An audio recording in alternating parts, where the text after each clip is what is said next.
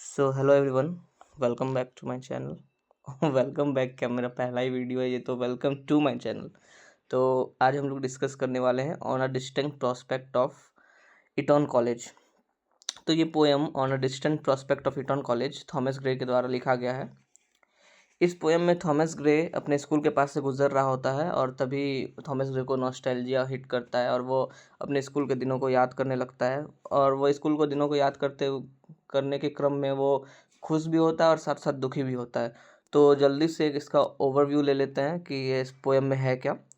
तो यहाँ पोएट जो है वो अपने चाइल्डहुड के बारे में के ऊपर रिफ्लेक्ट कर रहा है, जहाँ और चाइल्डहुड के ऊपर, और इटॉन कॉलेज, जो इटॉन कॉलेज है वहीं से पे उसका चाइल्डहुड गुजरा है, वहीं से वो पढ़ा लिखा है, वहीं से उसने एडुकेशन एक्वायर किया है। तो the poet reflects on his childhood at Eton college and compares it with the painful journey of adult life. तो यहाँ पे जो पोएट जो है वो अपने चाइल्डहुड के ऊपर रिफ्लेक्ट कर रहा है, गौर प्रकाश डाल रहा है, और वह बता रहा है कि कैसे चाइल्डहुड में लाइफ आसान था, लेकिन जैसे वो ग्रो हुआ, जैसे वो बड़ा हुआ, तो लाइफ कैसे डिफ़िकल्ट होते चला गया। He watches young boys playing and feels both joy and success sadness. वह यह छोटे छोटे बच्चों को खेलता हुआ देख रहा है और उसको देख के खुशी भी होता है और साथ साथ वो दुखी भी होता है। Though they are innocent now, they will one day face emotions like fear, shame heartbreak and physical pen.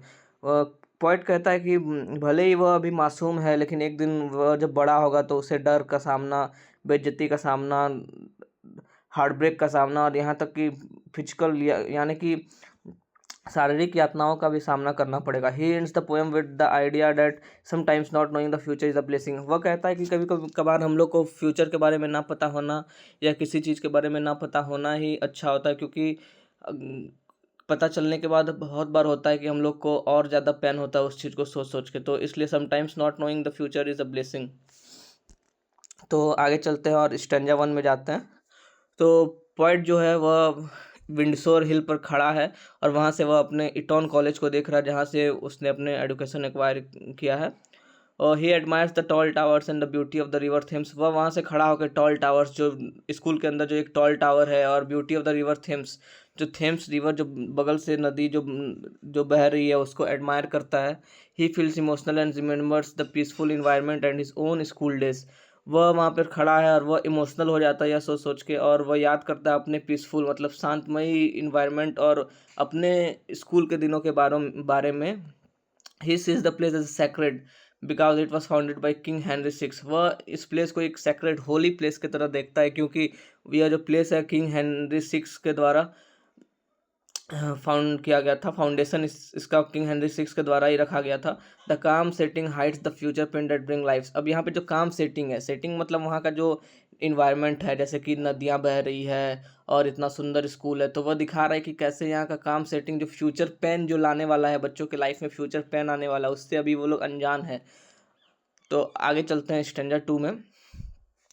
तो स्टैंडा 2 में पॉइंट कहता है कि वह he feels both happy and sad. वह खुश भी होता है और सैड भी होता है। Happy because of the joyful memories of childhood and sad because those days are gone. Happy किस लिए? क्योंकि वह जॉयफुल मेमोरीज ऑफ चाइल्डहुड को याद कर रहा, अपने चाइल्डहुड के दिनों को, जब वह खुश था, एकदम बेफिक्रा था, उसे कोई चीज़ का टेंशन नहीं था। तो उस दिनों को याद करके वह खुश हो रहा है, लेकिन यह सोच के दुखी भी हो रहा है क्योंकि वह दिन जा चुका है, अब वह चाइल्डहुड फिर से वापस नहीं आने वाला। He remembers walking freely in those fields without any worries और पेन। वह याद करता है कि कैसे वह स्कूल के फील्ड पर एकदम आराम से घूमता था, फिरता था, बिना कोई डर के, बिना कोई पेन के, एकदम आराम से वह मस्ती से खेलता था, पढ़ता था, लिखता था। It was a time of complete freedom and innocence. वह एक टाइम था जब पूरी आज़ादी थी उसके पास, और वो कितना भोला भाला था वो।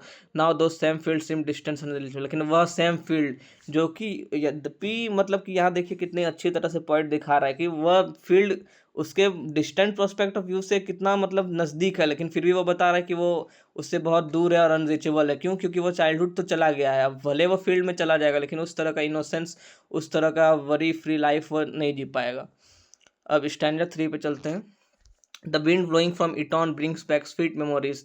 वहाँ से जो हवाएं बह रही है इटॉन से, वह उसके स्वीट मेमोरीज को वापस ला रहा है। He feels refreshed and joyful for a short time. वह एकदम रिफ्रेश्ड और जॉयफुल, खुशी महसूस करता है, लेकिन बहुत ही क्षणिक टाइम देर के लिए। It is as if he is living his younger days a second spring. ऐसा लगता है कि वह अपने बचपन के दिनों को फिर से जी रहा है, a second spring in life. This memories help him escape his present worries. और यही मेमोरीज है जो वो अपने प्रेजेंट के वरीज, जो प्रेजेंट अभी जो उसके दिन हालात चल रहे, जो मुश्किल दिनों को है, उस वह सोचकर वो थोड़ा सा खुश हो लेता है, और उसको उसको दूर करने का कुछ भले ही क्षणिक टाइम के लिए, कुछ ही देर के लिए सही, लेकिन वह उससे छुटकारा पाता है। The Joy of the past still has a power of his heart.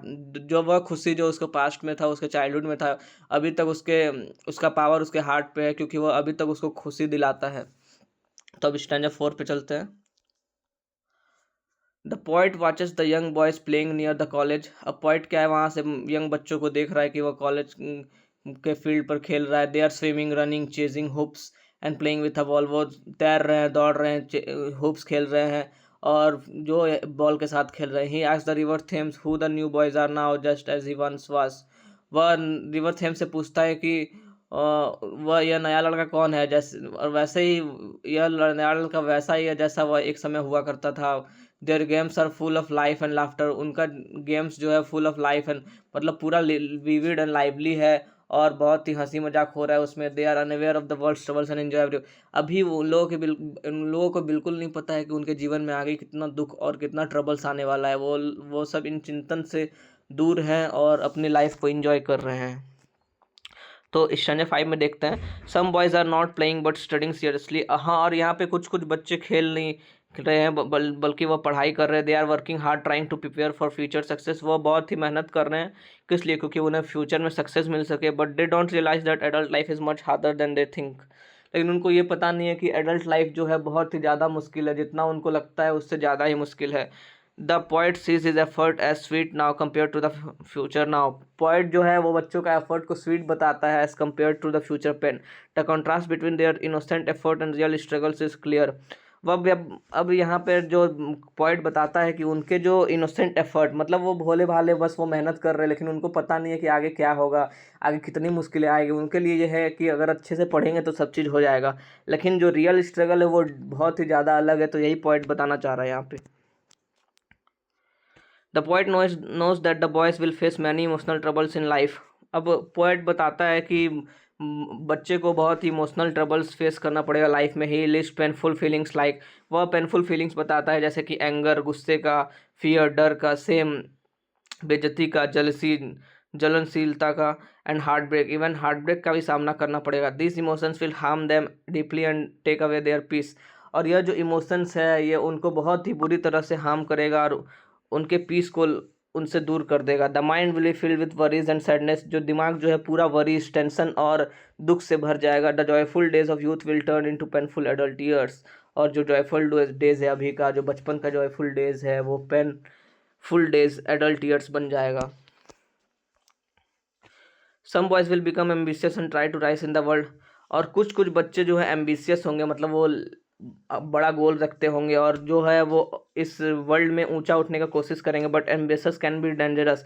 लेकिन पॉइंट बताता है कि एम्बिशियस होना अच्छी बात है, लेकिन कभी कभी एम्बिशन बहुत ही डेंजरस हो सकता है। It can lead to failure and shame. वह बताता है कि कभी कभी एम्बिशन पूरा ना होने पर हम लोग जब फेल होते हैं तो उस समय इसके वजह से बहुत शर्मिंदगी महसूस होती है। सक्सेस में bring more pressure and disappointment. और कभी कभी कभार सक्सेस जो है बहुत ज़्यादा डिसअपॉइंटमेंट और प्रेशर भी ला देता है, क्योंकि कभी कभार हम लोग देखते हैं कि जैसे कि अभी आपने हाल में ही देखा हो कि शुभमन गिल ने जैसे कि एक टेस्ट मैच में दोनों इनिंग्स में शतक लगाया, लेकिन जब उससे एक्सपेक्टेशंस कितना हाई हो गया, तो इससे मतलब सक्सेस तो मिला, लेकिन खुशी तो मिला ही मिला, लेकिन उसके साथ क्या हुआ, बहुत ज़्यादा प्रेशर उसके ऊपर आ गया और वो अगले मैच में परफॉर्म नहीं कर पाए। तो वही यहाँ पॉइंट बताना चाह रहा है। दोस्त हु फॉल में फेस इंसल्ट्स एंड पब्लिक फेलवर। और जो फेल होते हैं उनको इंसल्ट और पब्लिक फेलवर का सामना करना पड़ता है। The point wants that dreams do not always and well. और पॉइंट यहाँ बताता है कि हमेशा जो ड्रीम हम लोग देखते हैं वो ज़रूरी ही नहीं है कि पूरा हो जाए। मतलब कि बोलते हैं ना कि हर मूवी का हैप्पी एंडिंग नहीं होता, तो वैसा ही यहाँ कवि बताना चाह रहा है। The boys may also face lies, betrayal and unkindness from others. बताता है कि ये बच्चे आगे चलकर एक दूसरे से झूठ, धोखा और दयाहीनता का भी सामना करना पड़ सकता है। They might regret their actions और feel pain from broken relationship. और जो ब्रोकन रिलेशन, जैसे कि कोई रिलेशनशिप में बहुत दिनों से और उनका रिलेशनशिप जब नहीं चलेगा तो उनसे भी उसको बहुत ही ज़्यादा इमोशनल पेन फील होगा, सम में इवन सफ़र मेंटल स्ट्रेस और मैडनेस, और इसके वजह से बहुत ही ज़्यादा मेंटल स्ट्रेस और ट्रॉमा भी हो सकता है। This stanza shows emotional suffering caused by the world and by one's own mind. ये स्टैंजा बताता है कि कैसे दुनिया जो है बहुत ही जालिम है, और इसमें अगर रहना है तो आपको स्ट्रांग होना पड़ेगा, क्योंकि दुनिया आपको कदम कदम पर कठिनाइयों से भरा मिला पड़ेगा। और जो बताता है कि कैसे अगर एक अपने मन के ऊपर अगर कंट्रोल नहीं है तो कैसे आपका जीवन और ख़राब हो सकता है। It highlights how cruel life can be, दिखाता है कि लाइफ कितना क्रूअल, कितना निर्दयी हो सकता है। The point describes the physical troubles of growing older, और फिर अब पॉइंट यह भी बताता है कि बड़े होने के साथ साथ कैसे फिजिकल ट्रबल्स भी आता है। This include sickness, weakness, poverty and finally death. यह सिकनेस बीमारी, वीकनेस कमजोरी, पॉवर्टी गरीबी, और फाइनली अंततः जीवन समाप्त हो जाता है। Old age slowly takes away strength and joy, जैसे जैसे उम्र बीतता चला जाता है इंसान का जो है स्ट्रेंथ, ताकत और खुशियाँ मतलब पीछे छूटते जाता है। Life becomes harder over time and everyone must face this troubles, और लाइफ जो है दिन पर दिन बहुत ही मुश्किल होते जाता है, और इस सच्चाई से कोई मुंह नहीं मोड़ सकता, ये सबको फेस करना है एक दिन। The boys are moving towards this realities they don't know it, और ये बताता है कि ये बच्चे धीरे धीरे वो बड़े हो रहे हैं और यही रियलिटीज़ के टुवर्ड्स वो मूव कर रहे हैं, लेकिन वो अब इनको यह चीज़ के बारे में बिल्कुल नहीं पता है। वह यह इन सब चीज़ों से बिल्कुल दूर है, और उनकी इनोसेंस जो है अभी, उन इनोसेंस और भोलेपन के कारण उनको ये सब चीज़ बिल्कुल भी नहीं पता है कि आगे उनकी लाइफ में क्या होने वाला और क्या नहीं। पोएट बताता है कि भले ही मतलब कि यह बताता है कि बच्चों को वो प्रोटेक्ट नहीं कर सकता।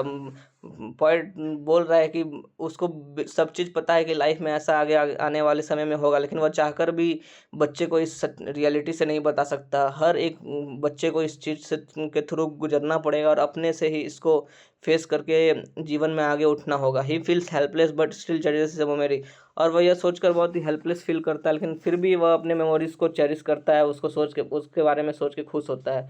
ही ends by saying it is better not to know what lies ahead, और वह ये पोएम एंड करता है यह बोल के कि कभी कभार जो हमारे जीवन में आगे आने वाला है उसके बारे में ना सोचना ही अच्छा होता है, या उनके बारे में ना जानना ही ठीक होता है।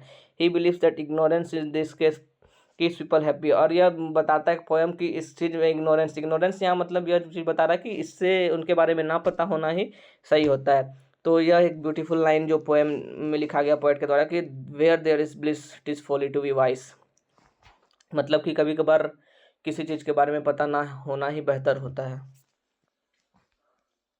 अब लास्ट में हम लोग डिस्कस कर लेते हैं थीम्स एंड मैसेज। इसका थीम्स क्या है? थीम मतलब एक चाइल्डहुड जॉय और एडल्ट सफरिंग को दिखाया गया है। द लॉस ऑफ इनोसेंस, यहाँ दिखाया गया कि कैसे चाइल्ड बड़ा होगा, अपना चाइल्डहुड से आगे बढ़कर एडल्टहुड में जब जा रहा होगा तो कैसे उसका इनोसेंस लॉस हो रहा होगा, या मतलब वह जितना भोला था वह भोला नहीं रह जाएगा। Emotional and physical pain of life में जो इमोशनल और फिजिकल पेन हम लोग को सफ़र करना पड़ता है। नॉस्टैल्जिया एंड मेमोरी, नॉस्टैल्जिया मतलब कि वही जो पोएट वहाँ खड़ा होकर देख रहा है दूर से तो उसको नॉस्टैल्जिया हिट करता है कि अभी वो भी अपने स्कूल के दिनों के बारे में याद करने लगता है। और यह लास्ट में कि that ignorance can be blessing means where there is light this folly to be wise, यही था ना, क्या था line? Where ignorance is bliss is folly to be wise, sorry मतलब मैं लाइन गलत पढ़ दिया था। तो आई होप कि आप लोग को वीडियो अच्छा लगा होगा। So thank you for watching.